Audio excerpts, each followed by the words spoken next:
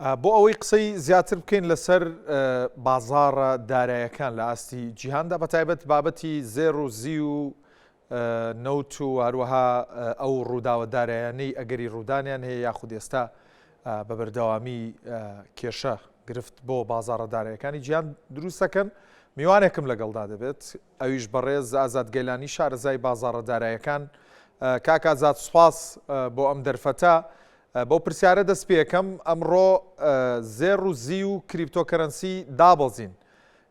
ئەم دابەزینە مەترسی دابەزینی گەورەتری ئەو ئەسێتانی لێ بەدی دەکرێت؟ سلااو کاکە، سلااو لە ئێوەوە لە بینەران. وڵا مەدەبی پێشەکی زێر جدا بکەینەوە لەگەر کریپتۆی، چون زێر و کریپتۆ دوو شتی جیاوازن. ئەمە بۆ زێر کە بڵێم زێر ئەرێ بازارەکان بڕێکی لە بدایەتی ساڵی نوێ 2026 بڕێک گۆڕینکاری فەندامێنتاڵی یعنی بنەڕایی بنەمایی لە بازارەکان دروست دەبیت و ئەوە چەند ڕۆژەمە لە بازارەکان دەبینی کە سیگناڵێکی دەدەی بەو معنایە کە چرخەیەکی گۆڕینی پارە لە بازارێک بوو بازارێک دیکە بە تایبەتی کە دەبینین لە بازارەکانی بازاری داون جۆنز کە ڕۆژانە ڕۆژەیە 700 خاڵ بەرز دەبیتەوە لە عینی زەمان کە دەبینین ناستەق دابەزینی بەخۆی دەبینیەوە نیشا دەدات کە نگەرانیەک لە بازارەکان هەیە و نگەرانیە باعث بووە کە پارە لە بازارەکانی کە مەترسی تێدەوە بگۆڕێتەوە بۆ بازارەکانی کە ئەمینن، ینی پەناگایەکی باشن وەکی پیشەسازی وەکی شەریکەکانی بەرگیری و وەزەوە ئەوەنە کە دەگەت بۆ زێڕێژی بخۆی لە پەیوەندیەکی زۆر ڕاستەخۆ لە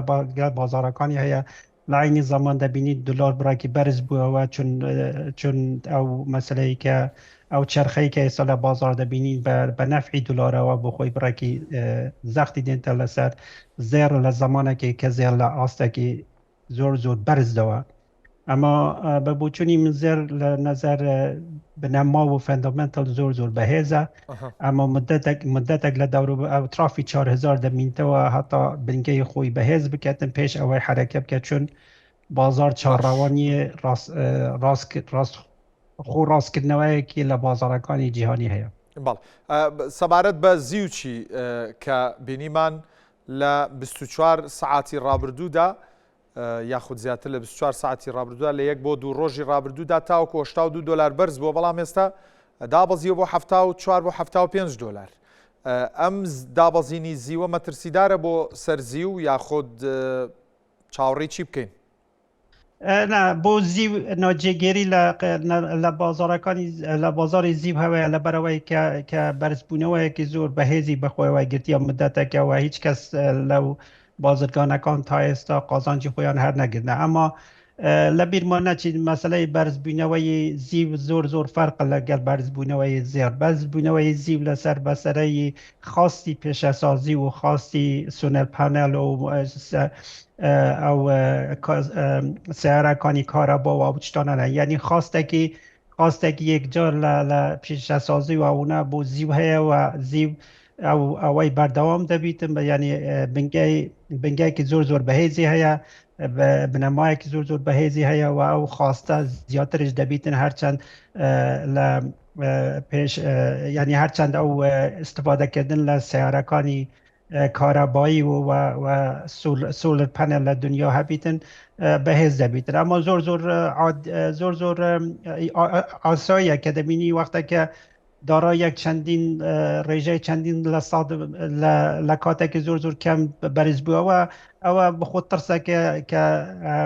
لە ڕەوانگای تەکنیکی دەقاومێتە لە تەرەفی کۆمپیوتەرەکانی AI نە تشتێکی فەندامێنتاڵە. ئەوش وەک زێر بنگایەکی زۆر بەهێزی هەیە. باشە، بۆیە باسی کریپتۆکەرەنسیم لەگەڵ ئەوانەیە کرد، چونکە وەکو پاکێجێک ئەمڕۆ دابەزیون بەو پێوەرە پرسیاریەوەم کرد. کریپتۆکەرەنسیش بیتکۆین هاتە خواردنەوە 1000 دلار و ئەوەی کە هەواڵەکان باسی لێوە دەکەن زیاتر باز لە ئەو داتایانی کار دەکەن جۆب داتا دەکەن یاخود پەیڕۆڵ داتا دەکەن لە ئەمریکا ئەکرێ ئەوە چ کاریگەریەکی لەسەر بازاڕەکان هەبێت تەماشاکە ئەو ئاماری بیکاری کە بەیانی دێتن لە ڕۆژیهینی دێتن لە بەیانی سعاتێکنی بە کاتیەوەکەوە لە تاسیل لە هەموو بازارەکانی جیهان دەگەن نە بازارەکانی کریپتو ئەمما ئەگەر تەماشا بکەن دیسە کریپتو دەگەڕێتەوە هەر بۆ ئەو چرخەیە کە لە بازارەکانی ماڵی بەحسم کرد کە پارە لە بازارەکانی ریسکی یا مەترسیدار دێت بۆ بازارەکانی پەناگاهێکی باش وەک داون جۆنس هەیە ئەوەش تاسیری لە کریپتو هەیە چون کریپتو پەیوەندی ڕاستەخۆی لەگەڵ شەریکەکانی تەکنۆلۆژیایە بە تایبەتی سەد کۆمپانیای گەورەی ئامریکا لە نەستەک و ئەو کۆمپانیەکانی ناستەک بخۆ وەک داراییەکی مەترسیدار دێنە حسابکردن لەبەر ئەوەی پارە ئێستا لەوان دەردەکەوی دەشتە لە دەشتە ئەو داراییەکانی کە زۆرتر ینی باشترن ئەمینترن ناونە و ئەوەژی عینی زەمان لە کریپتۆی تاسی لە کریپتوی دەکە شتێک دیکە کە تاسی لە کریپتو دەکە مەسەلەی نەقدینگیە وەختێکی کە نەقدینگی لە بازار هەبیتن بە نەفعی کریپتووە وەختێکی کە نەبیتن بە پێچەوەنە بە زەرەری کریپتووەونە ئەمما ئەو دابازینی کە ئێستامە لە کریپتۆی دەبینین ئەو زۆر جێخۆیە چون ئەو سستی لە بازارەکانی ناستەقش دیار دەکرێت هەتا زمانێکی بازاری ناستەک یعنی ئەو سەد کۆمپانیا ئەمریکا ئەوە لاواز بیت ئەمە ئەو لاوازبینەجی لە کریپتۆی دەبینین بەس هیوادارم بازرگانەکانی کوردستان زۆر بە جوانی وریایی تەماشای ناستەک بکەن و زوو خۆی تووشی کڕین ئەوەنە نەکەم بۆ کریپتووە ئەوەنە هەتا زمانێکی ئەو چرخەی بازار هەتا زمانێکی کە بازار دەزانین بۆ کێ هەلاوی حرەکەتی دەکەێت ئەمە بەیانی شتێکی زۆر گرنگە بەیانی شتێک دەقاومێتن لە بازارەکە باش کاکازاد زۆر جار من پێم خۆشە پرسیاری پێشبینی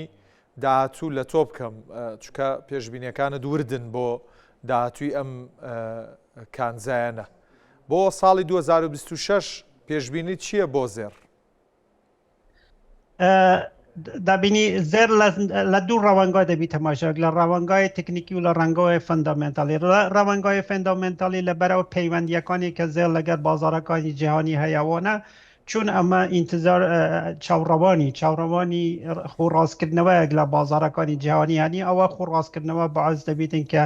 زەختێک بێتە لەسەر زێر دووبارە بڕێکی دابەزینی بەخۆە ببینی بە تکنیکیوە ئەمە لە نەزەر فەندامێنتالی جێگای زۆر بەهێزە چون بانکی نەوەندیەکانی جیهان هێشتا هەر بەردەوام لە کڕینی زێر و ئەوەنە و زێر ئێستا نەتەنها پەناگاهێکی باشە بوو زێر بەلکە پەناگاهێکەژێ بۆ ئەو مەسلەی جیۆپۆلیتیکی و سیاسی و ئەوەنە ئەمە کاکە لە بیرمان نەچیتن زۆر بازرگان ڕەنگە بپرسن ئەی هەتا کەی ئەو بانکی نەوەندیانە بۆ زێڕای دەکڕن و هەر نرخەکەی دەمەنە سەری بەرز دەکەنەوە ئەمە دەبی بگەڕێنەوە بۆ ساڵی 2020 وەختێکی کە ڤایرۆسی کۆرونا هات و کۆڤیداونا بانگەکانی ناوەندی مەجبور بوون قەرزێکی زۆر لە بازارێ بکەن و باعث بوو سەبەبی ئەوەی کە یەدەکی خۆیان زێڕاونە بفرۆشن ئەو شتانە و چەندین ساڵش بوو ئەوەی کە بتوانن قەرزەکانیان بدەنەوە ئەو یەدەکەیان نەدەکڕی کە دەبی بکڕم بۆ ئەوەی کە پشتیوانی پارەیە خۆیان بیتن لەبەر ئەوەی ئێستا ئەو بانگی ناوەندیانە زۆر زیاتر لەوەی دەکردن چون دەبی نەتەنها ئەوەی کە چەندین ساڵە نەیان کڕیوە دەبی دووبارە بیکردنەوە و زیاتریشی بۆ ئەوەی کە بتوانن یەدەکێکی باشیان هەبیتن کە پشتیوانەی یعنی پاڵپشتی بکەن لە پارەیان لە عینی زمانیجی ئەمە دەبینین کە چین ڕۆڵێکی زۆر گرنگی هەیە لێرە چین بەڕاستی بۆ مەسلەیەکی سیاسی هەر بەردەوامە لە کڕینی زێر یعنی ئەگەر بۆچوونی مێستا زیاتر لە 80 تۆن زێڕی کڕیوە لە 2 ساڵ 3 ساڵی ڕابردوو و بەردەوامش دەبی لە کڕی زێر بەرز دەبیتەوە ئەمە کورتخایان ئەمە احتمالی هەیە دابەزینێکی ینی ناجێگیریەکی لە زێر ببینین و بە ئەمن سوپرایزش نابم زێر هەتا داراوترافی 3800 3600ش ببینیم ئەگە بێتن هەدە شتی کە بازار چاڕەوان دەکەت بقاومێن لە بازار باشە زۆر جار وەکو پەناگەیەکی ئارام تەماشای زێر دەکرێت کاتێک جەنگ یاخود نادڵنیایەک لە جیهانە ڕوودەدا نرخی زێر بەرز دەبێتەوە. ئێستا شەبینین لە کیشۆری ئەمریکا گرفت هەیە، کێشە هەیە، بابەتی ڤەنزوێلا هەیە، ئەگەری ئالۆزی زۆر بەرزە، واروەها لە ڕۆژهەڵاتی ناوەڕاستیش بە هەمان شێوە تەنانەت لە ئێرانیش گرژی و ئالۆزی هەیە. ئەم بابەتانە هیچیان سوپرایز دەبن بۆ ئەوەی نرخی زێر جارێکی تر بفڕێنن؟ بە شتێک لێرە زۆر ڕوونکەمە بۆ بینەران ئەوەنە کە ئێستا ئەو ساڵی ڕابردووە بەرزبوونەوەی کە ئەمە تا ئێستامان لە زێردیتیە زۆر بەکەم مەسائلی جیۆپۆلیتیکی هۆکار بوونە. باشە بەس ئەمە دەمەوێت ئەو هشتاریە بدەمە بازرگانە کە لە ساڵی 2026 ئەوە دەگۆڕێت. لە ساڵی 2026 زێر زۆر حساس دەبی لەسەر مەسەلەی جیۆپۆلیتیکی لەبەر ئەوەی ئەمە پیشبینی دەکەم کە لە ساڵی 2026 ئەمە شتێک دەبینین لە بازارێک کە زۆر ئاسایی دەبیت وەک پەیوەندیەکە ڕاستەخۆ لە بینی زێر و زیو بەو معنایە کە ئەگەر تا ئێستا زێر و زی بەرزبوون ینی پێچەوەنەیان هەیە ئەمە لەبەرەوەی چون هەم زێر لە مەسائلی جیۆپۆلیتیکی هەم زێر پەناهگاهێکی باشە و هەم دلار پەناهگاهێکی باشە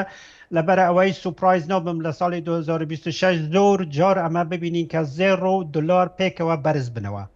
لەبەر ئەوەی دەبینین کە یەکەم جارە کە ئەو ساڵی 2026 کە ئەمە دەبینین زێر حساسیتێکی زیاتر بە مەسائلی جیۆپۆلیتیکی دەدات و عینی زمان دەبینین دلاریژی ئەو حساسیتە پەیداکە لەبەرەوەی هیوادارم کە بازرگانەکانی کوردستان کە قراری دەدەن بکڕینەوە ئەوەی لە پێچاو بگرین کە وەک ساڵەکانی پێشەی نابێتن کە ببینی کە دلار تا دەبازیت و فکرکەوە کە زێردە بەرز دەبیتەوە بە پێچاوەنەوە. بەڵێ سەبارەت بە نەوتچی کاکازاد دۆخی نەوت باش نییە و ئەگەر نەوتی ڤەنزوێلا بەرهەم بێنرێت چاوەڕێ دەکرێت کە نرخی نەوت زۆر دابەزێت لە بازاڕە داراییەکان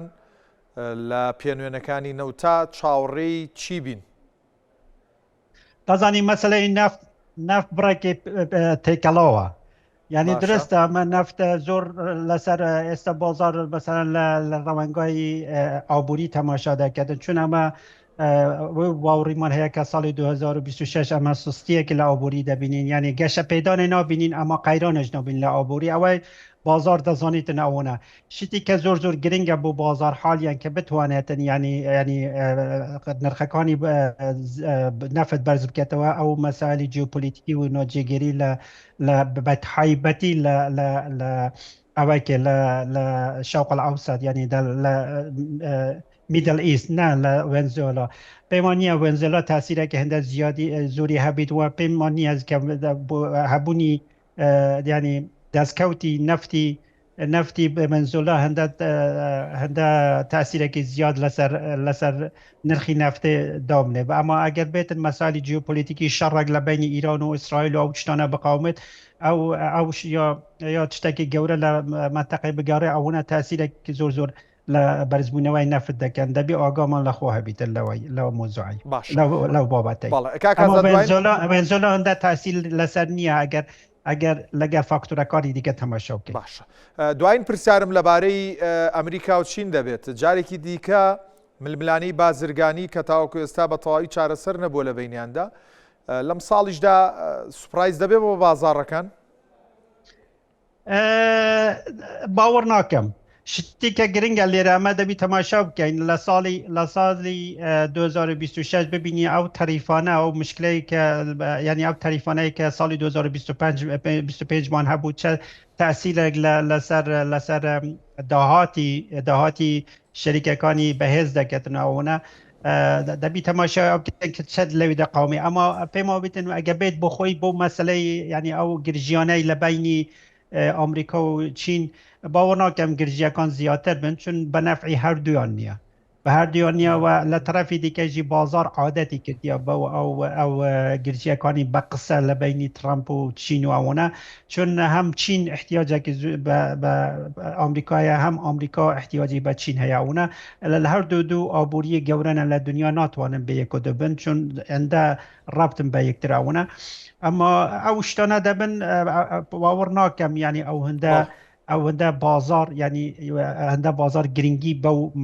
مەسەلەی بدەتن چون شتی گەورەتر لە بازارە هەنە کە بازار احتیاجی پێ هەیە فۆکوسی بدەتە سەری. زۆر بەڕێز ئازاد گەیلانی شارەزای بازاڕەدارەکان سوپاس کە لەگەڵ زۆر مەمنون سپاس کاک.